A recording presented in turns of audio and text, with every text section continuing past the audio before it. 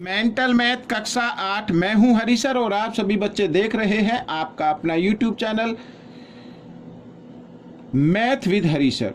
तो बच्चों, आज हम करने वाले हैं अध्याय 6 घन और घनमूल का अगला भाग। ठीक है, क्या कहता है, आइए करना शुरू करते हैं।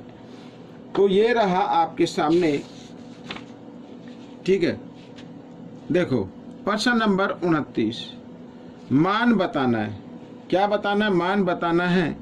तो यहाँ पर आप देख रहे हैं घनमूल का साइन बना हुआ, ये वर्गमूल का साइन है और ये घनमूल का साइन है। इसका ध्यान देना, ठीक है ना। ये वर्गमूल का है, बस जहाँ पर कुछ नहीं लिखा होता वो वर्गमूल होता है, अदरवाइज लिखा हुआ मिलेगा। ठीक है ना। तो अब 8 का घनमूल निकाल लो आप। 8 का घनमूल क्या होता है? 2 होता है।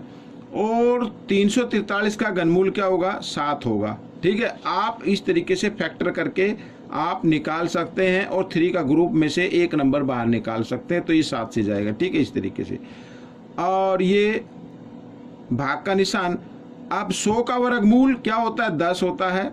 और 49 का वर्गमूल कितना होता है? 7। ठीक है, गुणा का निशान। अब 125 का भी हमें घनमूल निकाल लेना, जो होता है 5। ठीक है, अब क्या करना है?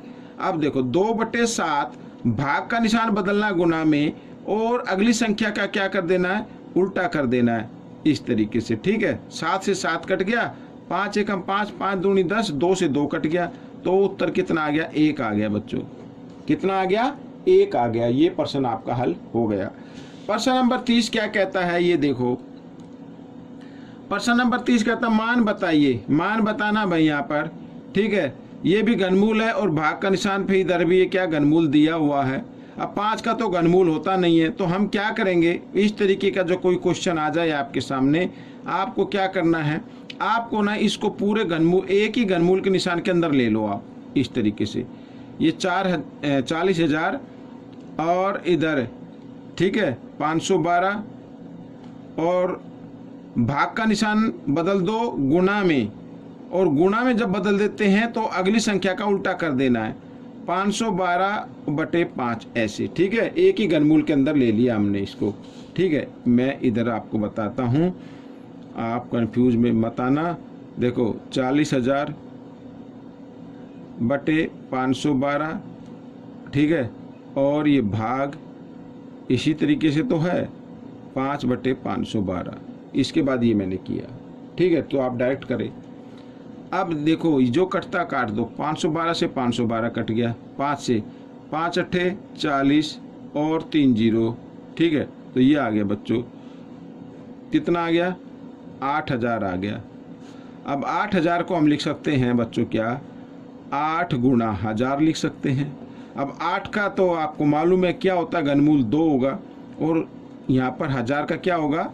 10 होगा। तो 10 दूनी कितना होता है? 20। तो ये आपका उत्तर बन गया।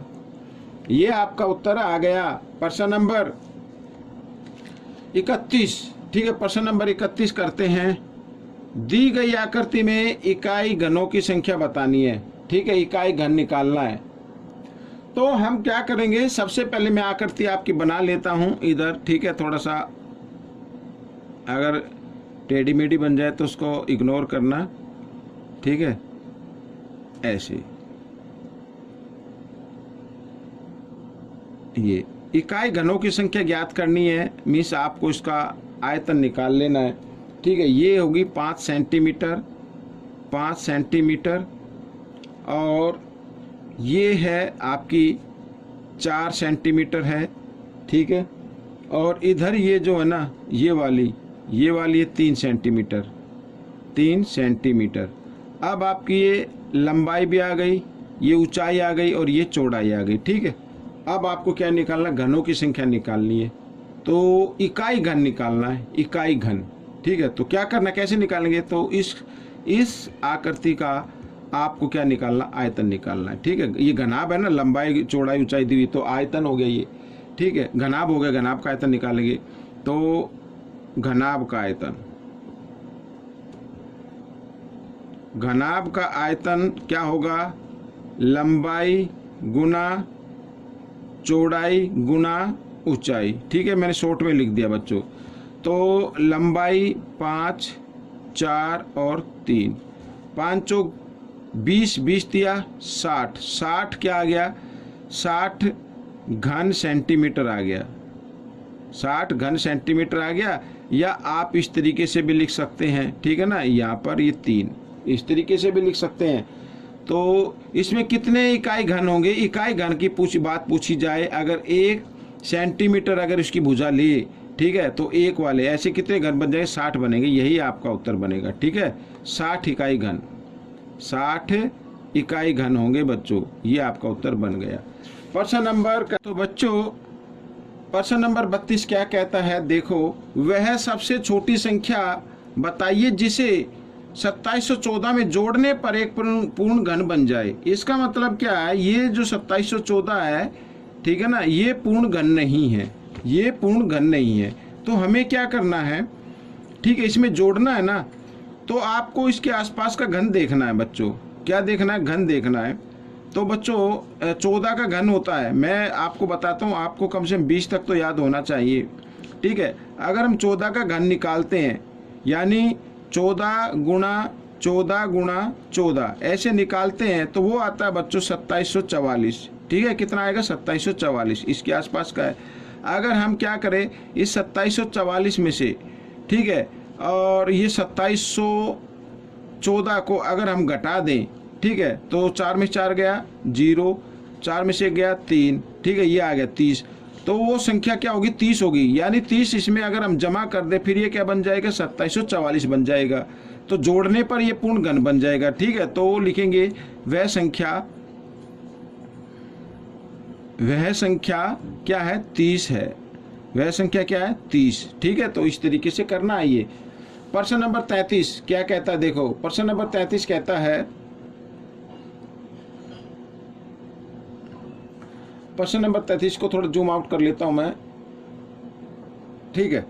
दो पूर्ण घनों का अंतर 279 है, 279 है, यदि छोटी संख्या का घनमूल 4 है, ठीक है, छोटी संख्या का घनमूल कितना, 4 है, तो बड़ी संख्या का घनमूल बताओ। माना बड़ी संख्या का घनमूल x, माना ऐसे लिख लो, नहीं मालूम ना, तो माना बड़ी संख्या का घनमूल, माना बड़ी संख्या का घनमूल कितना है, x मान लेते हैं, और छोटी संख्या का घनमूल तो दिया हुआ है, ठीक है, इसको लिख लेते हैं 4। तो प्रश्नानुसार क्या कहता है, प्रश्नानुसार, ठीक है, कहता है कि दो पूर्ण घनों का अंतर, यानी पहले बड़ी संख्या लिखनी है, इसका घन घटा और दूसरी संख्या का घन, इनका अंतर किसके बराबर आता है, 279 के बराबर आता है, ऐसे, ठीक है। अब बच्चों x की घात 3 और 4 को 3 बार गुणा करेंगे, कितना आएगा, 64 आ जाएगा, ठीक है। 4 को 3 से नहीं करना, 4 को 3 बार गुणा करना, मीन्स 4 का आपको घन निकालना कितना होता है, 279।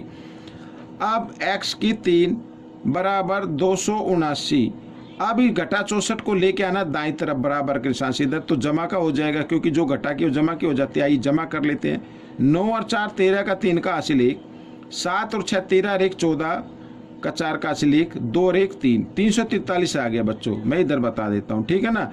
तो x बराबर 343, यहाँ पे जो घन था वो इधर हम लगा देंगे, घनमूल में उसको बदल देंगे इस तरीके से, और 343 का घनमूल होता है बच्चों 7, ये आपको पता होना चाहिए।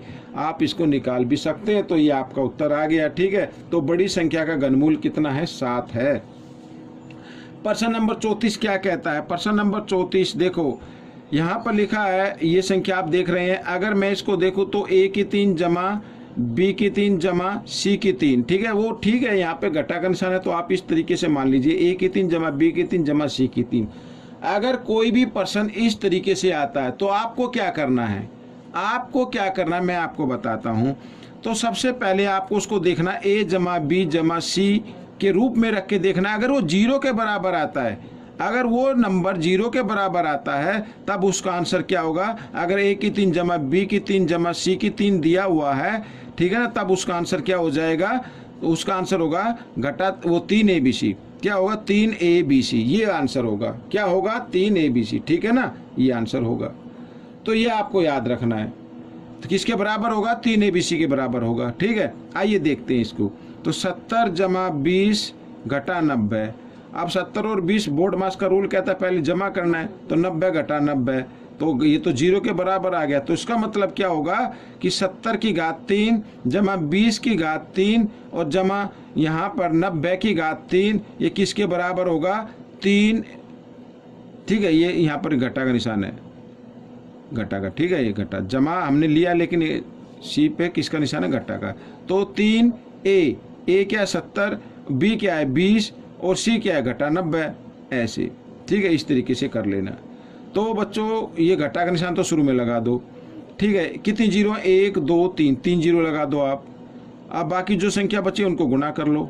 ठीक है, 3 7 दूनी 14, 2 सत्ते 14 होता है। 14 तिया 42, 14 तिया 42 और 42 को 9 से कर लेना है। 9 दूनी 18 हासिल 1। ठीक है, 9 चौक 36 और 1 37, ये आ जाएगा 3 7 8। ये आपका उत्तर बन गया। ठीक है, इस तरीके से करना है, प्रैक्टिस करनी है।